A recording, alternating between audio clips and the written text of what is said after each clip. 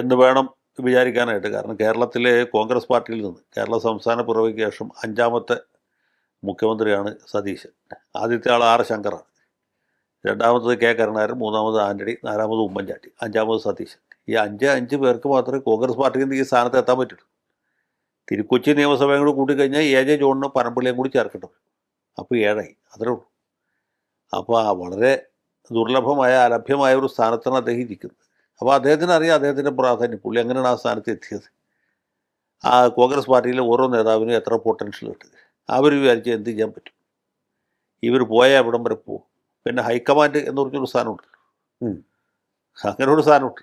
അത് വലിയൊരു സംഭവമാണെന്ന് അവർ വിചാരിക്കുന്നു. ഒരു സംഭവം അല്ലാതെ നമുക്ക് എല്ലാവർക്കും അറിയാം. അപ്പോൾ ഈ ഹൈക്കമാൻഡ് വിചാരിച്ചാൽ എന്ത് ചെയ്യാൻ പറ്റും, അതും പുള്ളിക്കറിയാം.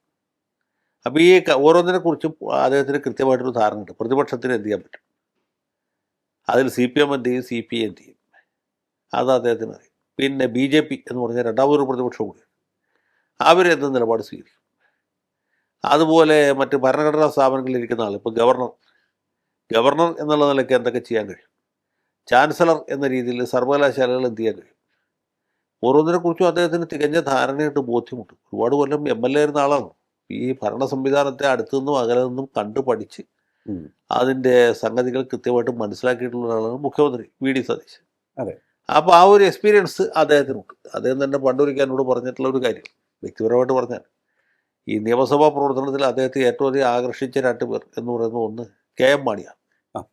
KM മാണിയുടെ ഭരണപരമായ നൈപുണ്യം, അദ്ദേഹത്തിൻ്റെ ലീഗൽ സെൻസ് അതിഗംഭീരമാണ്. ഇപ്പോഴൊന്നുമല്ല, എത്രയോ കൊല്ലം മുമ്പ് PS അച്യുതാനന്ദൻ മുഖ്യമന്ത്രി എന്ന കാലത്ത് പറഞ്ഞു. പിന്നെ പൊളിറ്റിക്കൽ സെൻസ് പുള്ളി പറഞ്ഞിട്ടുള്ള ആര്യാടൻ മുഹമ്മദ് അത്രയും പൊളിറ്റിക്കലായിട്ടൊരു MLA കേരള നിയമസഭയിലില്ല എന്നും പറഞ്ഞിട്ടുണ്ട്.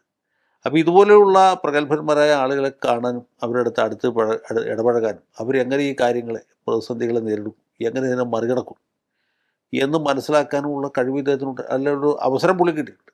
ആ അവസരത്തിൽ വെറുതെ അവിടെ ഒതളങ്ങ പോലെ ഇരിക്കുകയെന്നില്ലേ, കാര്യങ്ങൾ കണ്ട് കേട്ട് പഠിച്ച് മനസ്സിലാക്കി ഇടപെടുകയാണ്. അപ്പോൾ ആ ഈ ഒരുപാട് കാലം നിരീക്ഷിച്ച് പരീക്ഷിച്ച് പഠിച്ച കാര്യങ്ങൾ ഇപ്പോൾ അദ്ദേഹം പ്രാവർത്തികമാക്കുക.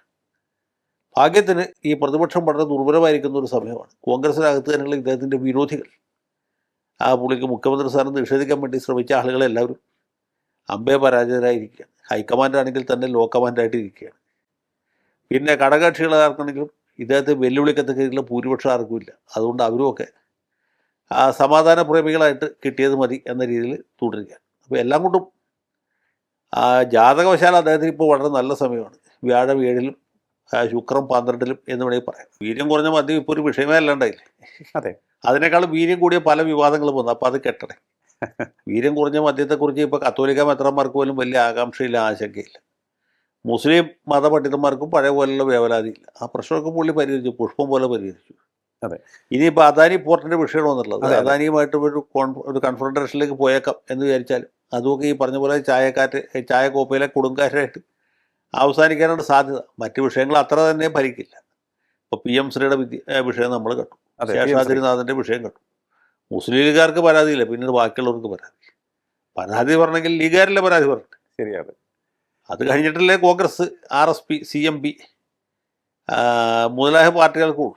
അപ്പോൾ ലീഗുകാർക്ക് പരാതിയില്ല. ജമാഅത്തെ ഇസ്ലാമിക്കാർക്ക് ചെറിയ വിഷമമുണ്ട്, അത് സാരമില്ല.